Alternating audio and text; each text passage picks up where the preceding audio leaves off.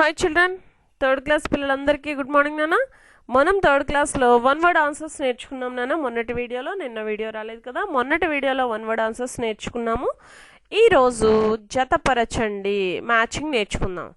First చూడండి, వసంత ఋతువు, గ్రీష్మ ఋతువు, వర్ష ఋతువు, శరద్ ఋతువు, హేమంత ఋతువు, శిశిర ఋతువు. ఋతువులు 6 ఋతువులు కదా, 6 ఋతువులుగా విభజించుకోవడం జరిగింది. మనం 3 కాలాలని 6 ఋతువులుగా విభజించుకున్నాం.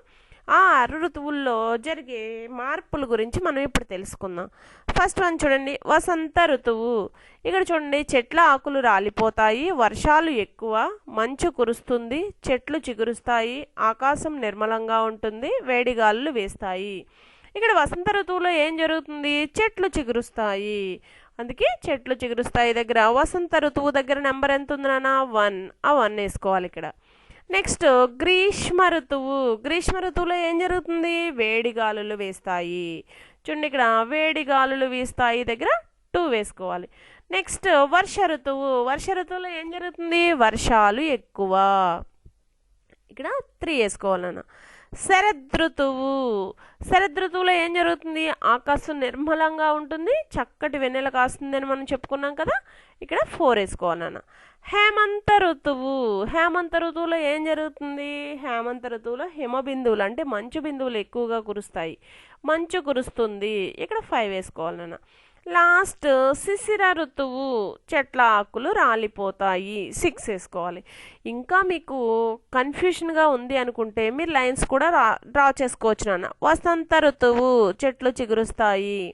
గ్రీష్మ ఋతువు, వేడి గాలులు వీస్తాయి. వర్ష ఋతువు, వర్షాలు ఎక్కువ. శరద్ ఋతువు, ఆకాశం నిర్మలంగా ఉంటుంది. హేమంత ఋతువు, మంచు కురుస్తుంది. శిశిర ఋతువు, చెట్ల ఆకులు రాలిపోతాయి. ఇలా లైన్స్ డ్రా చేసుకుని కూడా నెంబర్స్ వేసుకోవచ్చు నాన్న. నెక్స్ట్ మనం వర్క్ బుక్లో కూడా మ్యాచింగ్ ఉంది కదా, చక్కగా ఇక్కడ ఋతువులు 6, ఇక్కడ ఆ కాలాల్లో జరిగే పరిణామాలని మ్యాచింగ్ చేసుకుని ఇక్కడ నెంబర్స్ వేసుకున్నాను. మీకు ఇంకా డౌట్గా ఉంటే ఇక్కడ కూడా లైన్స్ డ్రా చేసుకోండి. టెక్స్ట్ బుక్లోను వర్క్ బుక్లోను నీట్ హ్యాండ్ రైటింగ్తో ఫిల్ చేసిన తర్వాత మీ నోట్బుక్లో జతపరచండి అని హెడ్డింగ్ పెట్టుకుని చక్కగా ఈ మ్యాచింగ్ అనేది నీట్ హ్యాండ్ రైటింగ్తో రాసి చదవాలి నాన్న. ఇక్కడ మ్యాచింగ్ రూపంలోనే కాకుండా వర్ష ఋతువులో ఏం జరుగుతుంది అని ఇచ్చాడు అనుకోండి, వర్షాలు ఎక్కువ. హేమంత ఋతువులో ఏం జరుగుతుంది? మంచు కురుస్తుంది.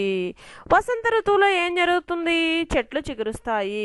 అలా మీకు క్వశ్చన్ రూపంలో ఇచ్చినా కూడా ఈ మ్యాచింగ్స్ అన్నీ కూడా రాయగలగాలి నాన్న. అలా రాయగలగాలి అంటే మీరు చక్కగా చదవాలి.